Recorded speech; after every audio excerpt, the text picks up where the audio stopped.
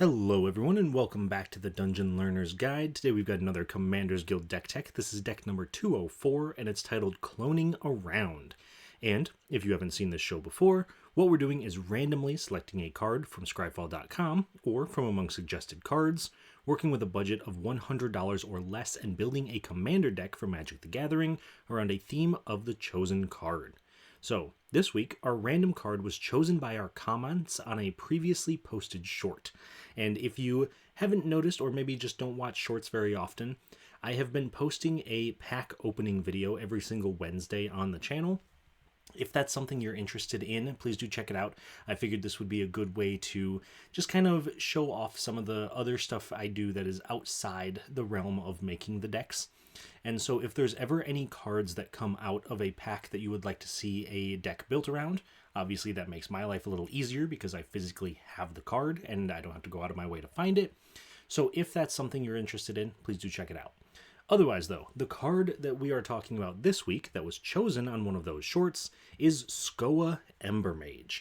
And Skoa is 4 red for a 4/4 legendary creature goblin wizard. When it enters the battlefield, it deals 4 damage to any target, and it has Grandeur, which means we can discard another card named Skoa Embermage, sacrifice 2 mountains, and deal 4 damage to any target. Now, obviously, Commander is a singleton format, so we are most likely not going to be able to use its Grandeur ability because the odds of us having a Skoa in play and then also a Skoa in our hand, very slim. Not technically impossible, but very unlikely. And one of the nice things about Skoa is because it is a legendary creature and can therefore be our commander, it is obviously going to be our commander, but it's one of the very few common commanders that's ever been printed. And I wanted to try to find a way to kind of break a common commander. I'm sure that there are plenty of ways that I didn't think of, but being able to have a commander in our command zone that is almost intended to be underpowered really told me that I wanted to do something to make it very strong. And so this is not going to be a pauper commander deck. There's still plenty of rares, mythics, that kind of stuff. But we are going to be focusing in on Skoa specifically. And one of the nice things about Skoa is that it does have this enter the battlefield effect to do some damage. So we're going to lean into that a little bit for our deck this week. And with that being said, let's move on to some of our themes and talk specifically about what we're trying to do. So the very first thing that we've kind of already mentioned is going to be enter the battlefield triggers. We want to take advantage of the creatures that, when they enter the battlefield, can either do damage or have some large effect. Maybe it's drawing cards, maybe it's doing something else, but either way, we're getting some level of value out of it. And a good example of that is with Demanding Dragon, which is 3 red for a 5/5 dragon. It's got flying. When it enters the battlefield, it deals 5 damage to target opponent unless that player sacrifices a creature. Now, we don't have a ton of direct removal in here, at least not direct removal in the sense that it couldn't just destroy a creature, because we typically have red removal, which is damage-based. So Demanding Dragon, important in that sense.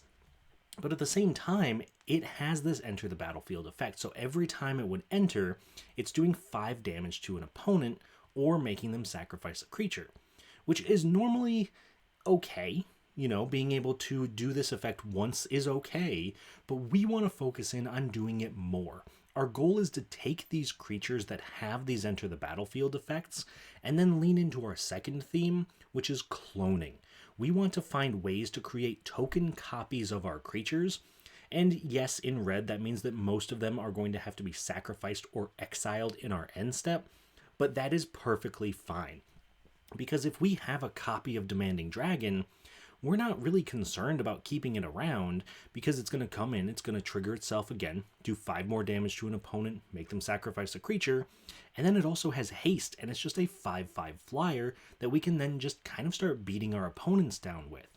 So this puts us in a position where we play kind of a bit of a clone deck while also being a bit of a burn deck. And one of the best cards that we can use in this situation is Orthian Hero of Lavabrink, which is 3 in a red for a legendary creature human soldier. He's a 3/3. You can pay 1 in a red and tap it to create a token that's a copy of another target creature you control. It gains haste, sacrifice it at the beginning of the next end step, activate only as a sorcery.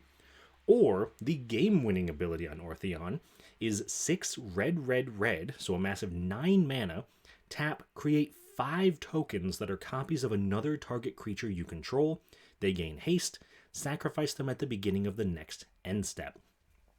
So if we have Ortheon and Demanding Dragon, and we can manage to activate that last ability, say an opponent has no creatures in play. Maybe they're the only one over there with nothing in play. We cast this, we trigger Ortheon, and all of a sudden we have 5 Demanding Dragons enter the battlefield. If that opponent has no creatures to sacrifice, they just straight up have to take 25 damage, and we still have 5/5/5 flyers that can start attacking. So there's a very good chance that Ortheon's 6 mana, or I suppose I should say 9 mana, since it's 6 red, red, red, there's a very good chance that that can just end the game, not necessarily out of nowhere, because our opponents can see it coming, but it's going to end the game in a very explosive way most of the time. Moving on, though, to our final theme of the deck, and this one is going to be focused specifically on the creatures entering the battlefield, because we have effects like Witty Roastmaster.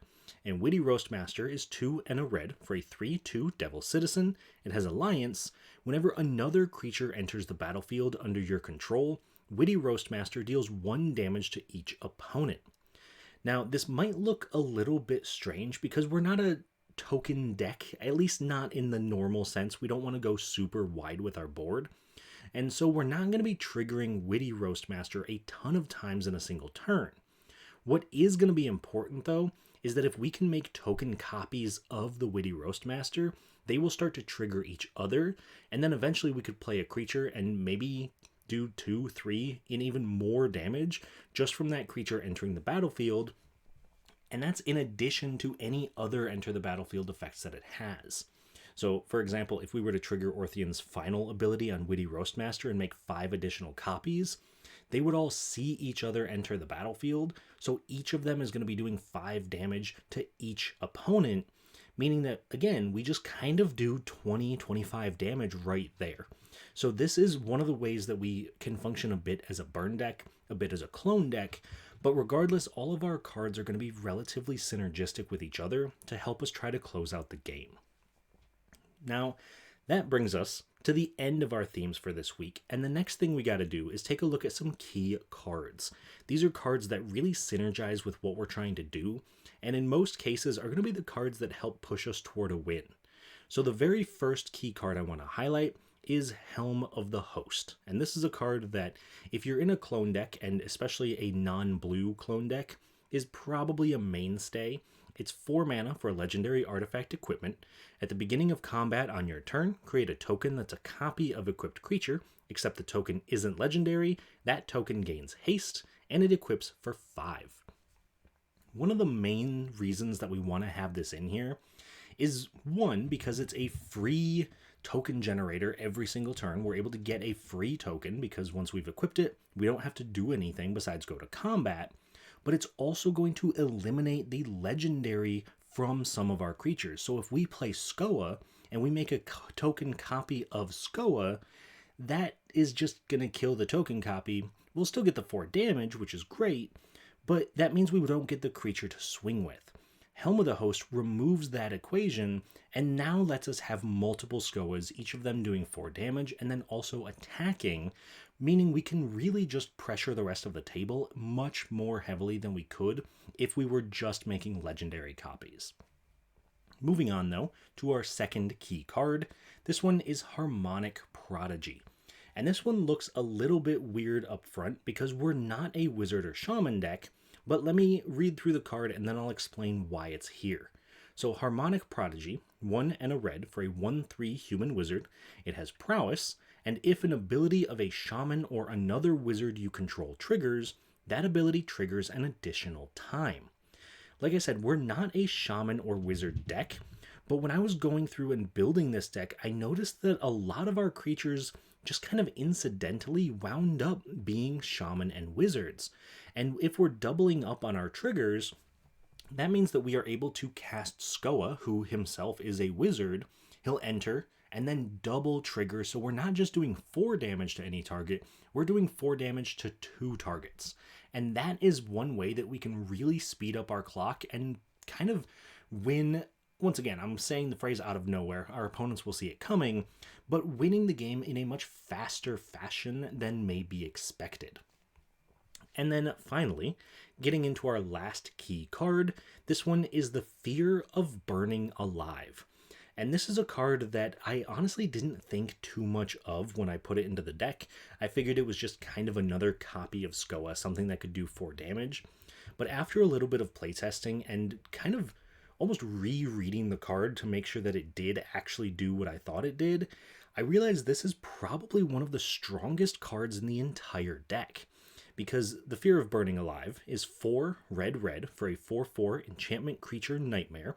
When it enters, it deals 4 damage to each opponent, and if we have Delirium, whenever a source you control deals non-combat damage to an opponent, if there are 4 or more card types among cards in your graveyard, Fear of Burning Alive deals that much amount of damage to target creature that player controls. Now, again, on the surface, this is pretty effective, right? If we get Delirium, we cast Fear of Burning Alive, we do 4 damage to each opponent. That then triggers the Fear of Burning Alive to do 4 damage to 1 creature per opponent. Now, where this really gets out of hand is if we can copy the Fear of Burning Alive, which, again, keeping in mind, since we are technically a clone deck, is not difficult for us to do. And if we have 2 Fear of Burning Alives, then each of them will see the other one do that 4 damage. And so not only are we doing the 4 damage for the initial Fear of Burning Alive, we're doing the 4 damage for the second Fear of Burning Alive.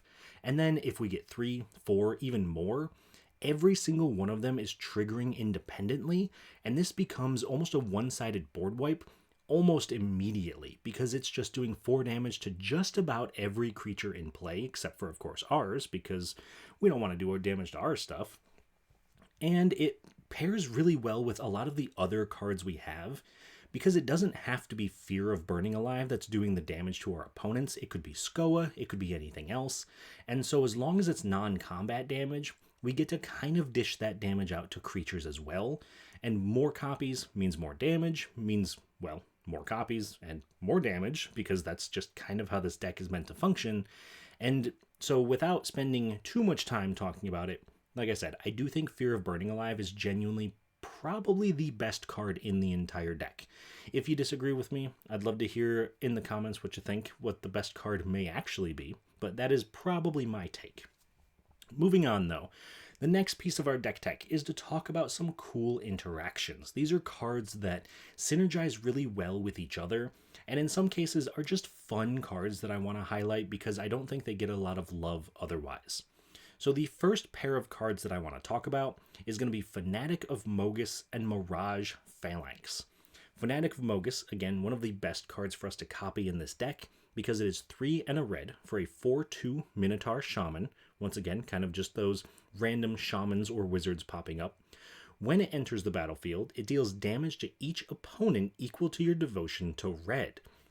So if we just have the Fanatic, we're only doing 1 damage to each opponent. That's not too great, but if we can add some more red pips, this can be the most powerful burn effect in the deck. And one of the ways we can do that is by combining it with Mirage Phalanx, which is 4 red for a 4/4 human soldier. It has Soul Bond, and as long as it is paired with another creature, each of those creatures has, at the beginning of combat on your turn, create a token that's a copy of this creature, except it has haste and loses Soul Bond. Exile it at the end of combat. So if we are assuming we have no other creatures in play except for the Fanatic and the Mirage Phalanx, they are soul bonded together, we go to combat, we attack with both creatures, we will then create a token copy of both of those creatures, meaning that we will have a Fanatic of Mogus enter the battlefield. But it will enter the battlefield seeing the original Fanatic, the original Mirage Phalanx, and then itself and the new Mirage Phalanx. So that will wind up putting our devotion to 6 and do 6 damage to each opponent. Obviously, if we have more things in play, this becomes even more just aggressive and very powerful and difficult for our opponents to deal with. But Fanatic of Mogus is one of those cards that if we can copy it enough times, or even just play it after we've copied something else enough times, it can just straight up win the game. So I do want to highlight these two because I think that they're important. Obviously, they're very strong on their own, but together they can just kind of snowball out of control. Moving on to our next pair of cool interactions, this one is Basalt Ravager and Mirror March. So Basalt Ravager, 3 and a red for a 4/2 giant wizard. Once again, gotta highlight the wizard. When it enters the battlefield, it deals X damage to any target, where X is the greatest number of creatures you control that have a creature type in common. So typically this is going to be wizard, but it's not always going to be the case. Maybe we've copied something else enough times that, human or shaman or giant is what we're looking at. But Basalt Ravager coming in, if it's the only creature, will still do 1 damage to any target because we have one creature that shares a creature type with itself, obviously. But if we can get more, then it can really get out of hand. And one of the best ways to get more is with Mirror March. And admittedly, Mirror March is a little bit sketchy because you may or may not actually get copies with it. But if you can get copies, this combination can automatically win the game. Because Mirror March is 5 and a red for an enchantment. Whenever a non-token creature enters the battlefield under your control, flip a coin until you lose a flip. For each flip you won, create a token that's a copy of that creature. Those tokens gain haste. Exile them at the beginning of the next end step. So, if we cast Basalt Ravager, trigger Mirror March, and say we high roll a little bit, we win 4 coin flips in a row. We would then have 4 more Basalt Ravagers come into play. They would all see each other in play when their abilities resolved, meaning every single Basalt Ravager, which there's now 5, is doing 5 damage to any target. Once again, like we talked about earlier with Demanding Dragon, that's 25 damage to someone if we want that to go to someone's face. This can, again, end games in a way that is a little bit unexpected. Yes, it is random. We do have to bank on winning coin flips, but we do have other ways to copy cards in here. So if we want to try to win with Basalt Ravager, maybe Mirror March doesn't work out for us, but I'm sure we'll have something else that will. With that being said, though, we come to the end of our deck tech, and the last thing we got to do is take a look at the price of the deck. And this week, we came incredibly close to our budget limit of $100 because we are at $99.81. And the most expensive card in the deck with that is Splinter Twin at 2 red for an enchantment aura, enchant creature. Enchanted creature has tap, put a token that's a copy of this creature onto the battlefield. That token has haste, exile it at the beginning of the next end step. And Splinter Twin is a massive $15.31. Now, I'll be perfectly transparent with you. When I put this deck together, Splinter Twin was still banned in Modern and was roughly only about $8. Since then, Splinter Twin has become unbanned in Modern, and while it's not necessarily a tier 1 deck in Modern, it's still a card that a lot of people really love and want to keep playing, so it has pushed the price of the card up. My hope is that it doesn't go up too much more because we only have about 19 cents of wiggle room left, but that is kind of where we're at the moment and why it's the most expensive card in the deck. So if I'm being perfectly honest, for budget purposes, you can probably trim out Splinter Twin if you need to. It is not a necessary piece to the deck. It's a nice repeatable clone generator, but it's not one of those cards that is going to kind of run away with the game in the way that some of our other ones will. It's just kind of a role player, and it's admittedly a very good role player, but since it's taking up so much of the budget, it's completely worth it to trim it out if that's something you need to do. On the other hand, if you're looking for a card to put into the deck that is a little bit outside of our budget range, I do have a suggestion for you there as well, because I would recommend putting in Terror of the Peaks. And Terror of the Peaks is 3 red for a 5/4 dragon. It's got flying, spells your opponent's cast that target Terror of the Peaks cost an additional 3 life to cast. Whenever another creature enters the battlefield under your control, Terror of the Peaks deals damage equal to that creature's power to any target. And obviously you can tell this is not in the deck because it is a massive $16.93, even with the recent reprint in Outlaws of Thunder Junction. But this is another one of those cards that if we can make enough copies of it, all of them see each other enter, all of them trigger each other and do damage. So this gets out of hand and can win games pretty much immediately, which is admittedly why it is almost $17. It is a very good card. If you're putting it into the deck, though, you would have to take a card out of the deck, and the card I would recommend taking out is Rose Room Treasurer, which is 3 and a red for a 4/3 Ogre Warrior. It has Alliance, so whenever another creature you control enters, create a treasure token if this is the first or second time this ability has resolved this turn. Otherwise, you may pay X, and when you do, it deals X damage to any target. Being able to do that damage and make treasures is great, but if we're being honest, we really don't want to be spending X to do the damage. We kind of just want to be making clones and having enter the battlefield triggers, and Rose Room Treasurer is great for making the treasures, but if we're talking about making maybe 1 or 2 treasures a turn, it's not going to be quite as effective as something like Terror of the Peaks in just ending the game. And as weird as it sounds, I actually think Rose Room Treasurer makes us look like more of a threat because it's just sitting there and kind of waiting for us to build up the treasures. Our opponents can watch us be doing that and just realize that that's probably not something they should let us do.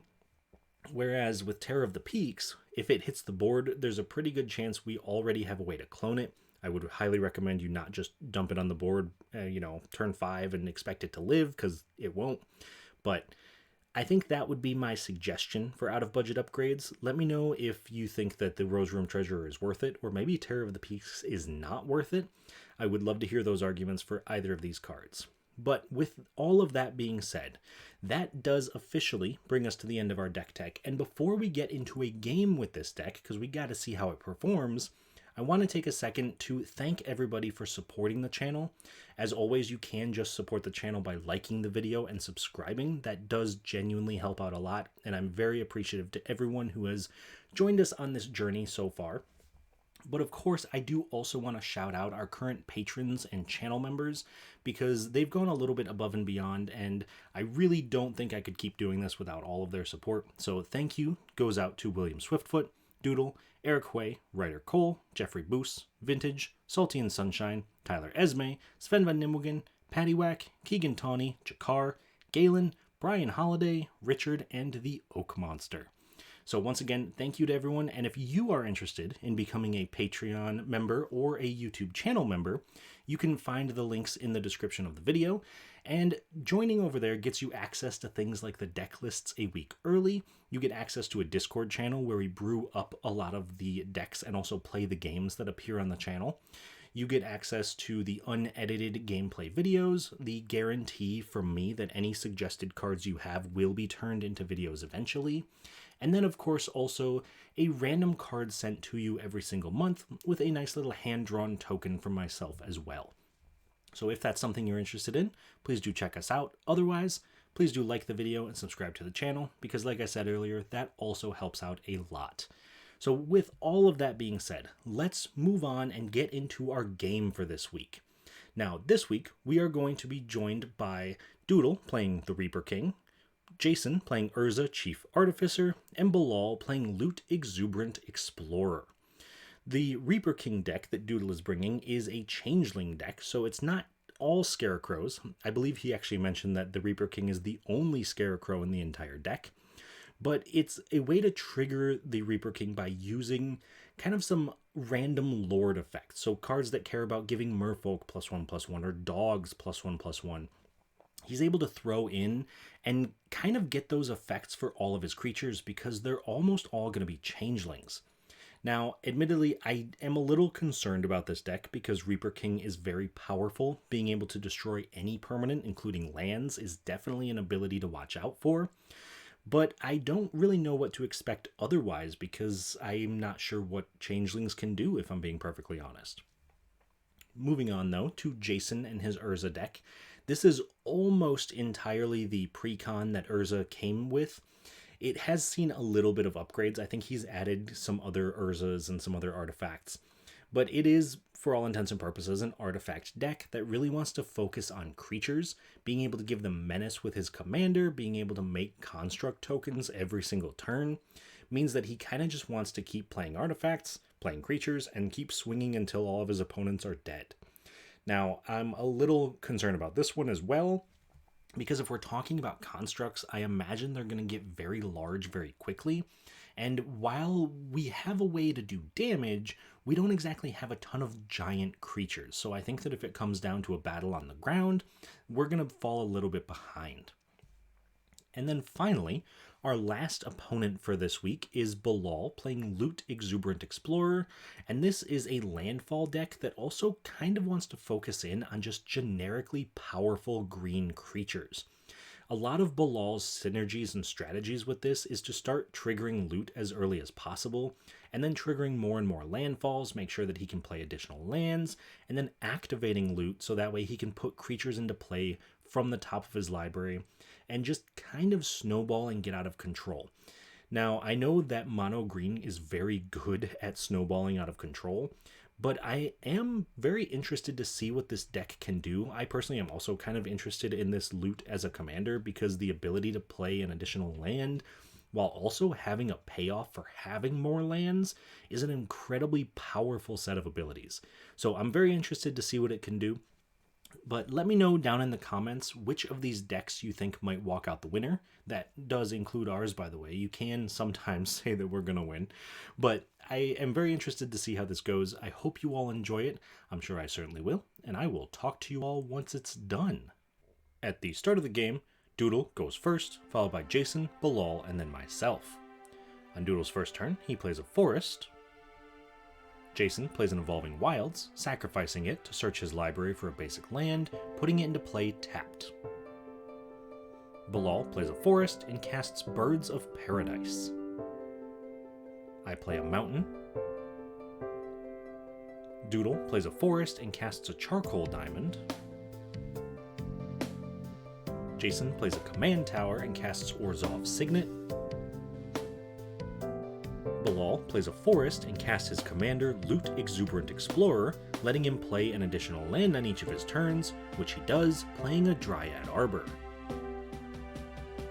I play a mountain and cast Arcane Signet. Doodle plays a swamp and casts Chromatic Lantern, letting all his lands tap for mana of any color. Jason plays an Ancient Den and casts Sandwell Avenger Ace, letting him exile the top 6 cards of his library and cast a vehicle or artifact creature from among them whenever he becomes tapped. Then he also casts Preordain, scrying 2 and drawing a card. Bilal cast a Bramble Sovereign, letting him pay 4 mana whenever another creature enters to let its controller make a token copy of it. Then he attacks me for 1 with loot.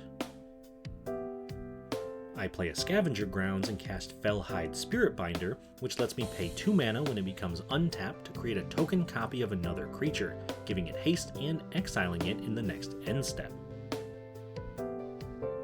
Doodle casts his commander Reaper King, giving his other scarecrows +1/+1, and destroying target permanent whenever another scarecrow enters under his control. Jason cast Thought Vessel, gaining no maximum hand size, and also cast Ethereum Sculptor, making his artifacts cost 1 less to cast. Bilal cast Beacon of Creation, making 3 1/1 insect tokens since he controls 3 forests and shuffles the spell into his deck when it resolves. I play a mountain, then attack Doodle for 3 with the Spiritbinder, and in my second main phase I cast Fury, doing 4 damage divided among any number of creatures when it enters, doing all 4 to Bramble Sovereign, killing it. Doodle casts Torian Mauler, getting +1/+1 counter whenever an opponent casts a spell, and since it's also a scarecrow, he uses it to destroy my Fury when it enters. Jason cast Master of Ethereum, which has power and toughness equal to the number of artifacts he controls, and gives his other artifact creatures +1/+1.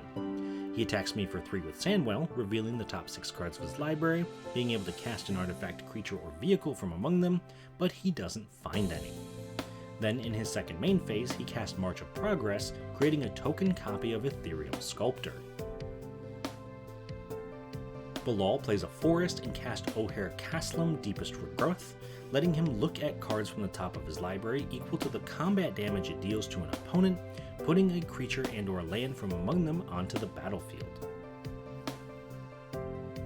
When I untap for my turn, I pay 2 mana to make a token copy of Doodle's Reaper King. Then I cast Cursed Mirror, entering as a copy of Taurian Mauler, triggering my copy of Reaper King and destroying Doodle's Reaper King. After that, I attack Bilal with my copy of Reaper King for 6, but he blocks with O'Hair Castlum, killing both creatures and returning O'Hair to the battlefield transformed into Temple of Cultivation.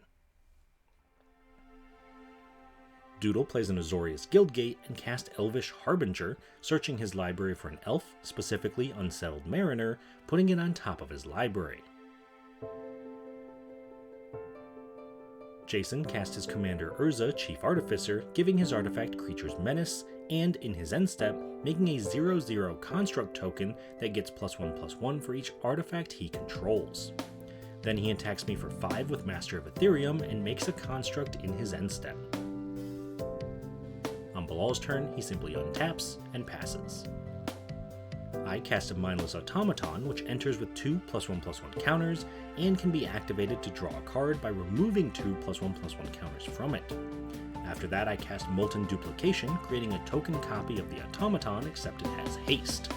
Then I attack Jason for 2 with the copy, but he sees through my bluff, blocking with his construct, so I just remove 2 counters from it, killing it and drawing a card. Then in my second main phase, I play a mountain and pass. Doodle cast Unsettled Mariner, giving himself and his permanents Ward 1, then cast Soul Herder, which exiles a creature he controls in his end step and returns it to play, also putting a +1/+1 counter on it whenever another creature is exiled from the battlefield. Finally, moving to his end step, Doodle exiles Elvish Harbinger, putting a counter on the Soul Herder, returning the Harbinger to play, and searching his library for Morophon the Boundless, putting it on top of his library. On Jason's turn, he casts Noxious Gearhulk, destroying Soul Herder when it enters, gaining Jason 2 life since it had 2 power. Then he attacks Doodle for 8 with a construct, and attacks Bilal for 7 with Master of Ethereum. Bilal blocks with 2 insect tokens, killing them, and Doodle blocks with Taurian Mauler and Unsettled Mariner, killing the Mariner and the construct while nobody takes any damage. Finally, in Jason's end step, he makes another construct, and at the end of turn, Bilal activates Loot's ability, putting Kamal Heart of Krosa into play from the top 6 cards of his library. Notably, Loot can only put creatures into play with mana value equal to or less than the number of lands he controls, and since Bilal currently only has 5 lands, he should have been unable to put Kamal into play. On Bilal's turn, he plays a forest. On my turn, I blitz in Jaxus the Troublemaker, activating Hurt, and discarding a card to create a token copy of Mindless Automaton, attacking Bilal with it for 2. Before damage, I remove 2 counters from the copy so that it's not killed by blocking Kamal, killing the Automaton and drawing a second card thanks to Jaxus. In my second main phase, I cast Commander Sphere and also cast Viashino Pyromancer, doing 2 damage to Jason when it enters. Then at the end of turn, I'm forced to sacrifice Jaxus due to her Blitz ability, and I draw another card. On Doodle's turn, he cast Gallifrey Stands, returning all Doctor cards from his graveyard to his hand, and at the beginning of his upkeep, he's able to put a Doctor from his hand into play, winning the game if he controls 13 or more. On Jason's turn, he cast Arcane Signet, then cast Biden of Thassa, letting him draw a card whenever a creature he controls deals combat damage to an opponent. He also attacks Bilal for 16 with his Construct and Gearhulk, and attacks me for 9 with Master of Ethereum. Bilal blocks with his Insect token and Birds of Paradise, using the birds before it dies to activate Loot, this time putting Gargos Vicious Watcher into play.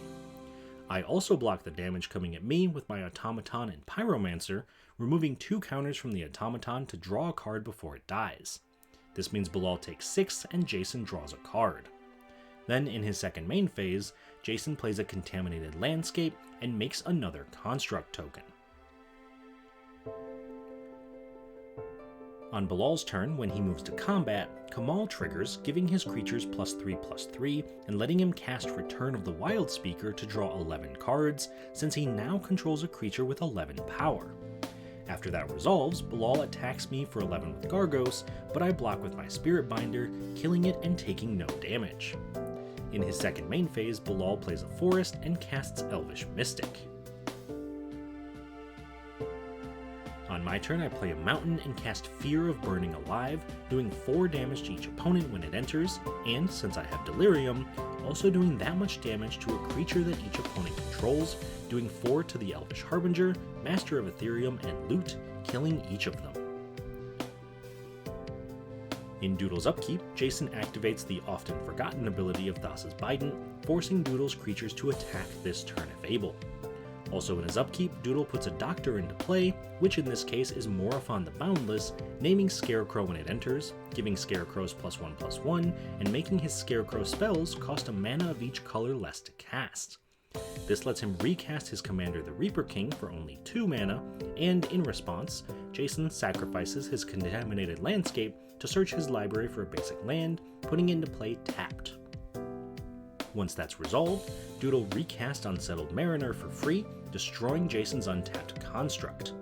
Then Doodle casts Realm Walker, naming Scarecrow when it enters so he can look at and cast the top spell of his library if it's a Scarecrow.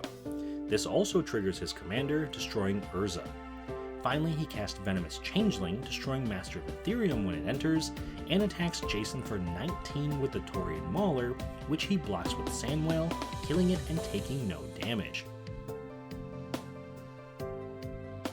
On Jason's turn, he cast Urza, Lord High Artificer, making another construct token, and also letting his artifacts tap for a blue mana. This lets him cast Urza, Prince of Krug, giving his artifact creatures +2/+2, and letting him pay 6 to create a token that's a copy of target artifact he controls, except it's a 1/1 soldier. On Bilal's turn, he cast Finale of Devastation for X=5, searching his library for a creature with mana value 5 or less, putting it into play, and this lets him put Outcaster Trailblazer into play, making a green mana and letting him draw a card when a creature power 4 or greater enters under his control. I play a mountain and cast Helm of the Host, immediately equipping it to Fear of Burning Alive, now making a token copy of it with haste when I move to combat. This turn, when the token comes in, it does 4 damage to each opponent, then both fears do 4 damage to target creature that each opponent controls. This lets me do 4 damage to the Unsettled Mariner, Elvish Mystic, Outcast Trailblazer, and both Urzas, killing all of them. On Doodle's turn, he cast a Whelming Wave, returning all creatures to their owner's hands except for Krakens, Leviathans, Octopus, and Serpents, effectively making it so Doodle's the only one keeping his board, and unfortunately Bilal forgets to return his Dryad Arbor. After that resolves, he recasts his commander, then casts Lord of the Unreal, giving his illusion creatures +1/+1 and hexproof, letting him attack Jason for a massive 41 damage with his entire board, knocking him out of the game. Bilal cast Bane of Progress, destroying all artifacts and enchantments, then getting a number of +1/+1 counters equal to the number of permanents destroyed this way. In response, I sacrifice Commander Sphere to draw a card, then the Bane resolves, getting 7 counters. On my turn, I play a mountain and recast Fear of Burning Alive, doing 4 damage to each opponent and 4 damage to the Bane of Progress as well as the Lord of the Unreal, killing it. Then I cast a Fire Diamond and pass. Doodle cast a Pack Leader, giving his other dogs +1/+1 and preventing combat damage to them whenever the Pack Leader attacks. Then he attacks Bilal for 25 with Taurian Mauler, and attacks me for 13 with the rest of his board. Bilal blocks with Bane of Progress, killing it and taking no damage, while I take 13. On Bilal's turn, he plays a forest and recasts Beacon of Creation, making 7 1/1 insect tokens, shuffling the spell back into his library. After that, he cast Endurance, shuffling his graveyard back into his library. On my turn, I play a mountain and cast Angrath's Marauders, doubling the damage that sources I control would deal. Doodle recasts his commander the Reaper King, then attacks me with his entire board for 43 damage, but I block Taurian Mauler with the Fear of Burning Alive, killing my blocker, but only taking 19, going down to 2 life. Bilal cast Azuri's Predation, making a 4/4 beast token for each creature his opponents control, then each beast fights a different creature. This winds up killing my Marauders, Doodle's Pack Leader, and 6 of Bilal's beasts. On my turn, I play a mountain and cast my commander, Skoa Embermage, doing 4 damage to Doodle when it enters. Doodle plays a Selesnya Guildgate and then casts 1 with the machine, drawing cards equal to the highest mana value among artifacts he controls, which, thanks to the Reaper King, is 10. After that resolves, he casts Changeling Outcast, destroying Bilal's Beast token, and attacks me for 7 with Realm Walker and Venomous Changeling, knocking me out of the game even after I block with Skoa, and he also attacks Bilal for 30 with the Mauler, which Bilal blocks with an Insect token, killing it and taking no damage. On Bilal's turn, he moves straight to combat, attacking Doodle with his 6 insects and endurance. Doodle blocks an insect and the endurance, but before the blocks, Bilal casts Decree of Savagery, putting 4 +1/+1 counters on each creature he controls. This means Doodle takes 20 damage, going down to only 1 life, and lets him untap on his turn, easily knocking Bilal out with combat damage and winning Doodle the game. Alright, so that was a sweet game. There was definitely a lot going on, and I do want to apologize for some of the mistakes that were made during the game. I didn't actually catch a lot of them until I got into editing, but I do think that fortunately none of them affected the outcome of the game, and as weird as it is, just kind of made the game progress a little bit quicker, which I think is never a bad thing. But overall, I think everyone's decks did really well. So starting off with our winner and Doodle, his ability to just kind of keep playing these quote-unquote scarecrows in his changelings and keep playing out these lord effects and giving them +1/+1 and then giving them ward 1 and being able to play them for cheaper and from the top of his deck, it really just kind of felt like he had so much value at any given time that there was not much else we could do to stop him, and we kept trying to remove his commander, but he kept finding ways to bring it back, especially with Morophon. So it was very impressive overall, and I think that he did a great job of putting this deck together, because from the outside it really looks like there's not a ton of synergies given all the random lords, but they worked out really well, so it was very cool to see that deck pop off. Moving around the table, we get to Jason and his artifact deck. Definitely a deck that I think if the game had gone longer and there hadn't been a board wipe, he probably would have wound up winning. His constructs were just incredibly large and they all had menace, and I think that he was getting to the point where he was able to cast a lot of his spells for incredibly cheap, and then artifacts just kind of start to snowball in the late game. He just had to build up to it and got the unfortunate side of a board wipe, so it shut him down and, you know, things went poorly from there. Next up, we have Bilal. Like I mentioned earlier, a couple of mistakes. Unfortunately, the Dryad Arbor not going back to his hand played a role in him casting the increasing savagery at the end of the game, but I don't think it mattered in the long run anyway, because again, Doodle still walked out our winner, still wound up with the crown. But I think the loot deck was very, very cool. It was actually really neat to see Bilal just have loot, have 6 mana, and just pass, and know that at any point he could spin. Maybe he had other interaction in his hand as well, other instant speed things to draw cards or remove creatures. So I think it played almost like a weird mono green control deck, which is very cool, and I think that would be a neat deck to build around. But overall, very sweet, very neat to see loot doing stuff. And then last but not least, of course, our deck. I was very impressed with the power of some of the mono red clones. Going into it, I was a little concerned that we were going to fall behind the rest of the table in terms of damage and card draw. But being able to use stuff like Mindless Automaton to draw a bunch of cards, and then using Fear of Burning Alive to do a ton of damage and control the board, it really did feel like if we could get an engine going, it was going to be tough for us to lose. And we could never quite get that engine going. We came very close once we had the Helm of the Host put onto the Fear of Burning Alive, but again, a board wipe just kind of set us back. So I think it's one of those decks that can pop off, you just need kind of the right situation for it. So overall, let me know what you think down in the comments, any improvements we could make to the deck, any cards I put in that maybe should be cut from it. And of course, if you have suggestions for future videos and future cards that you would like to see me build around, please do let me know. The jankier the better is one of my favorite ways to play Commander. So thank you all so much for watching. I hope you enjoyed the video. If you did, please do like the video, subscribe to the channel, and I will see you all on the other side of the Dungeon Learner's Guide.